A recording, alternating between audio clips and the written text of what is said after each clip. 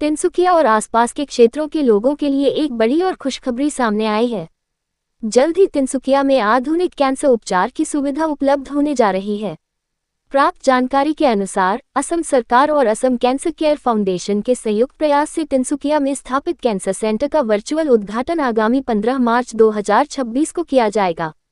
इस महत्वपूर्ण अवसर पर भारत के केंद्रीय गृह मंत्री अमित शाह वर्चुअल माध्यम से तिनसुकिया कैंसर सेंटर का उद्घाटन करेंगे और इसे आम जनता के लिए समर्पित करेंगे।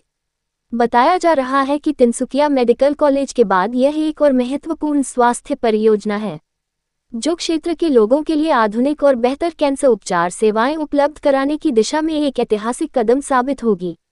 इस कार्यक्रम में बड़ी संख्या में स्थानीय लोगों के शामिल होने की उम्मीद जताई जा रही है और लोगों को इस ऐतिहासिक पल का साक्षी बनने के लिए आमंत्रित भी किया गया है। डेस्क रिपोर्ट, आसाम समाचार, तिनसुकिया। तिनसुकियाबासीक सुगौरवरे कब विचारिছোঁ যে দেখিছে এয়া আমাৰ কেঞ্চাৰ ইনষ্টিটিউট সম্পূৰ্ণ হৈ উঠিছে। অহা 15 তাৰিখে মাননীয় অমিত শ্বাহ ডাঙৰীয়া তিনচুকীয়াবাসীৰ বাবে ইয়াক উৎসৰ্গিত কৰিব গুৱাহাটীৰ পৰা। তো গতিকে চাওঁতে আমি তিনচুকীয়াবাসীয়ে এখন মেডিকেল কলেজ আজি কিছুদিনৰ আগতে পাবৰ কাৰণে সক্ষম হৈছিলোঁ আৰু সৰ্বসুন্দৰ এক কেঞ্চাৰ ইনষ্টিটিউটো আমি অহা 15 তাৰিখে পাবৰ কাৰণে সক্ষম হ'ম। মই অশেষ ধন্যবাদ জনাইছোঁ মাননীয় মুখ্যমন্ত্ৰী ডক্টৰ হেমন্ত বিশ্ব শৰ্মা ডাঙৰীয়াক। তেখেতৰ নেতৃত্বৰ বাবেই আজি তিনচুকীয়া মেডিকেল যিদৰে আমি ইয়াত পাবৰ কাৰণে সক্ষম হ'লোঁ আৰু আজি হাজাৰ হাজাৰ ৰোগীক আমি এই মেডিকেল কলেজৰ পৰা সেৱা দিবৰ কাৰণে সক্ষম হৈছোঁ। ঠিক একেদৰে অহা 15 তাৰিখে যিহেতু এই কেঞ্চাৰ ইনষ্টিটিউট আৰম্ভ হ'ব আৰু এই কেঞ্চাৰ ইনষ্টিটিউটো আমি একেদৰে আজি বহু লোকক ইয়াৰ পৰা আমি সেৱা দিবৰ কাৰণে সক্ষম হ'ম।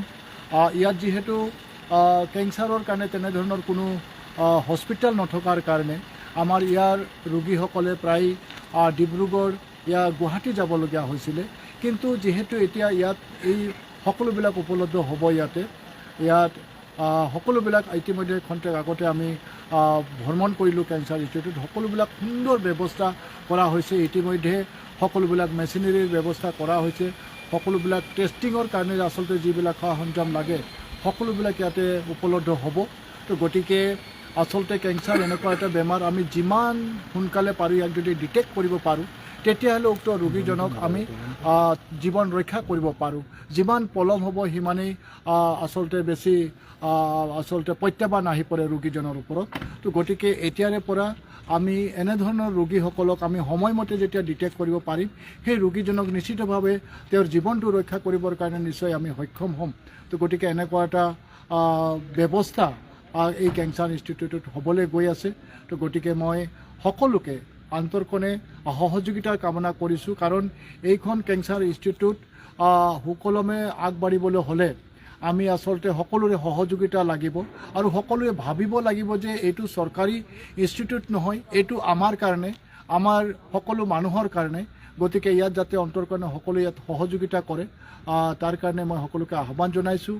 আৰু ইয়াত যিসকল ডক্টৰ থাকিব, যিসকল নাৰ্ছ থাকিব বা অন্যান্য যিসকল ষ্টাফ থাকিব তেখেতসকলক আমি সহযোগিতা কৰিব লাগিব, কাৰণ বিভিন্ন প্ৰান্তৰ পৰা ডক্টৰসকলে আহিব ইয়াতে ৰোগীসকলক চিকিৎসা প্ৰদান কৰিবৰ কাৰণে। গতিকে তেওঁলোকৰ লগতো আমি যাতে এটা ভাল সম্বন্ধ ৰাখিব পাৰোঁ, যাতে এটা পৰিয়ালৰ দৰে আমি এটা সুন্দৰ বাতাবৰণ যাতে ইয়াত আমি সৃষ্টি কৰিব পাৰোঁ আৰু সুন্দৰ বাতাবৰণত নিশ্চিতভাৱে যেনেধৰণৰ ৰোগী নহওক কিয় সুন্দৰ বাতাবৰণ যদি তেওঁলোকক আমি দিব পাৰোঁ ৰোগীসকলে নিশ্চয় খুব সোনকালে আৰোগ্য লাভ কৰিব।